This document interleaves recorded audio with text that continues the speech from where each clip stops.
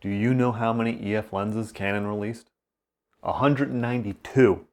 And there are 20 Canon EFS lenses that are not compatible with the Canon 5D Mark II.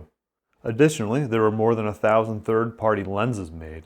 With so many choices available, are you worried about making the wrong one? Do you want the best? Because if you do, you should get the 800mm f5.6. It was released in 2008, the same year as the camera. They're available right now for less than $5,000, which is an absolutely incredible value. Don't believe me? Nikon's latest 800mm lens offering is borderline unusable at a slow f6.3, which is why they're so cheap. Canon's RF 800mm is a third of a stop faster. But considering that the 5D2 is currently worth about $200, any reasonable budget really narrows down the choices. For some of the more expensive options, keep in mind that a smart adapter will allow you to use these lenses with autofocus on any mirrorless camera. With that in mind, I have a dumb EF to Micro Four Thirds adapter, so I can use this Lensbaby 3G on my OG Olympus EM1. But I haven't found much use for the lens. The best lens under $100 is going to be the 50mm f1.8 STM. This is the second version of the lens. It's small, light, has excellent image quality when stopped down, is good for shooting in low light, and most importantly, has a metal mount. The first version is all black because it's all plastic. As for the other common primes, the first version of the 35mm f2 and 28 f2.8 both go for around $250. Please chime in if your go-to walk-around prime isn't one of those three. I want to make sure I'm not missing out on something awesome. The 25 to 104mm f4L is an excellent choice for a lens. It was the kit option for the 5D2, making it very easy to find used. It covers many common focal lengths without being too large to be a burden. It doesn't have any of the image quality issues that plague lenses that were made for film cameras. They do go for about $400, which can seem expensive, but it could be the only lens you need for the camera. I prefer the lightweight and small size of primes because I feel it gives a better shooting experience. $400 is just too close to the cost of some of the portrait lenses I'm going to talk about in a little bit. If you are a champion of this lens, please let me know what you like about it so much. There's not much to say about lens compatibility. Obviously, a Canon EFS lens designed for a Canon EOS camera with a APS-C sensor should not work on a Canon EOS camera with a full-frame sensor. Do you have any idea what that interoperability would have done to Canon's bottom line?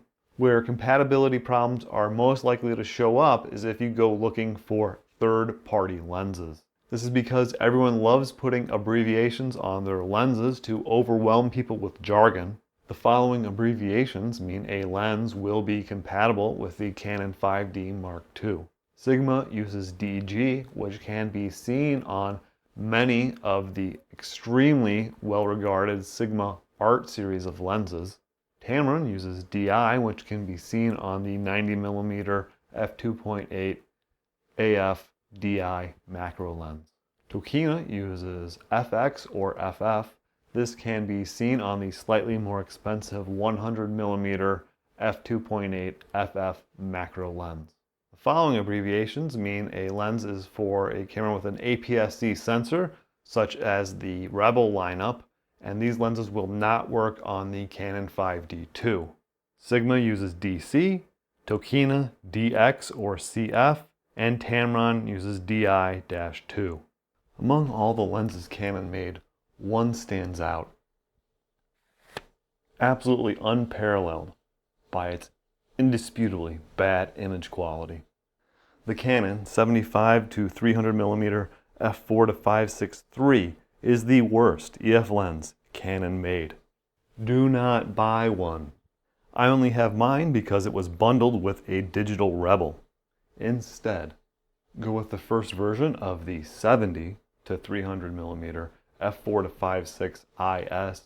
image stabilization, which can easily be found for less than $200.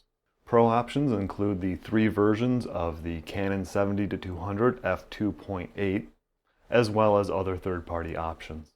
I would recommend avoiding the first version of the 70-200mm because it was designed for film cameras. Options are going to start around $500. At that price, I would first be looking at the Tamron and Sigma offerings. The Canon 70-200 f4 is a lighter option, but oof, ouch, that price. For more reach, there's the 100-400mm, which you might be able to find for under $700.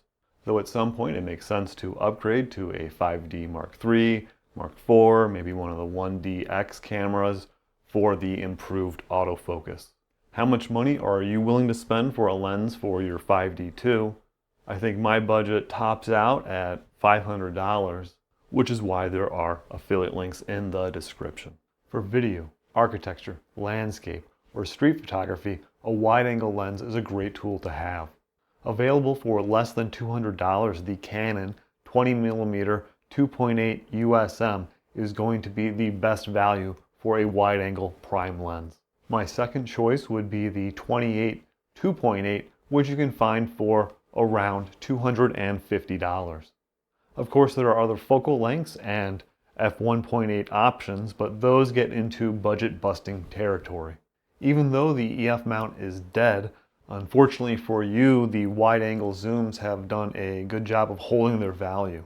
For instance, the 8-15mm f4L fisheye zoom was released in 2011 for $1,249.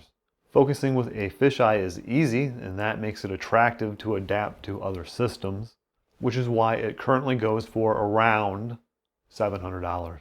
The next bummer is that back in the day, everyone bought the same 3 zoom lenses, starting with the 17-40mm f4 for under $300, then the 16-35 f4, and finally the 16-35 f2.8 with a good deal on the 3rd version coming in at under $900. The 24-70 f2.8 Party starts at $400 and goes up from there. If you've used a 24-70 by Sigma, Tamron, or Tokina, I'd really like to hear about your experiences with it. I use back button focusing with the center point to focus and recompose shots. Setting that up is covered in my Canon 5D Mark II new user's guide video. That isn't very demanding on the autofocus, which is good because the autofocus on the 5D2 isn't great, which is fine because you don't need blazingly fast autofocus on standard primes and portrait lenses for a lot of general photography. One prime to avoid is the 50mm f1.4L. So in addition to having poor image quality, it also has a reputation for having a bad build quality. If you want an f1.4 50mm, there is the Sigma Art lens, but let's be realistic, at the price it's going for, it's going to be close to the lens everyone really wants, the Canon 50mm f1.2L, which can be had for around $700. As for portrait lenses, there are 3 that I immediately think of. Every system needs a strong entry-level portrait lens. For Canon, that is the 85mm f1.8 USM. It's fast enough to blur backgrounds and will unquestionably obliterate a phone in terms of image quality. There is no professional allure to keep the price inflated, so it's a great buy for under $300. Next, and really one of the crown jewels in Canon's EF lens lineup, is the 85mm f1.2L. There are 2 versions with good deals on the second one coming in at under $800.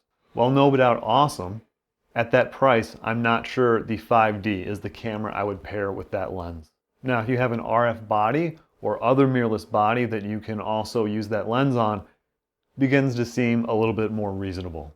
An alternative that is just as well regarded is the 135mm f2L. It's an absolute background melter for less than $600. What's the most expensive portrait lens that you convinced yourself that you really needed to buy? There are lots of good options for lenses that can do 1:1 macro, close-ups, and can also double as portrait lenses. I owned the Tamron 90mm f2.8 SPAF DI. I really liked the focus clutch. Just pull back or push forward to change between manual and autofocus. It's easy to find and a great option under $200. The 60mm Tamron you might see is a Di2, which means it is not compatible with the Canon 5D2. For a bit more, the Canon 100mm f2.8 USM is really easy to find. The last lens before things start to get exotic would be the Canon 100mm f2.8L macro lens. It's more durable, has image stabilization, internal focusing, is weather sealed, has a red ring, which is why it goes for around $600. Overall, the value available in the EF mount is incredible. The used market is still being flooded with lenses as people switch to the RF mount or another system. Before I make it to the 3 lenses that made it onto my shopping list, what lenses are you interested in? And are there any lenses that you think I left out that I should have mentioned? For me, at number 3 is the 24-105. It's a great kit lens. It covers a very commonly used focal range while still not being too large or heavy to be overly burdensome to carry around with you all day. The fixed aperture is also a great feature to have. Next is the 135mm. Melting backgrounds is one of the most fun things to do in photography. Plus it has such a great reputation. I would love to get the chance to shoot one. And finally, my most desired lens would be the 20mm f2.8. For the situations I end up in, a wide angle is going to be more useful than a telephoto. For links to every lens mentioned in this video, you can go to outsidetheshot.com. I will include more information about all of the lenses. Check the playlist or one of the popped up videos if you need more help with your Canon 5D Mark II. If you haven't, please subscribe so you don't miss out on any future videos. I greatly appreciate it. Thank you for watching.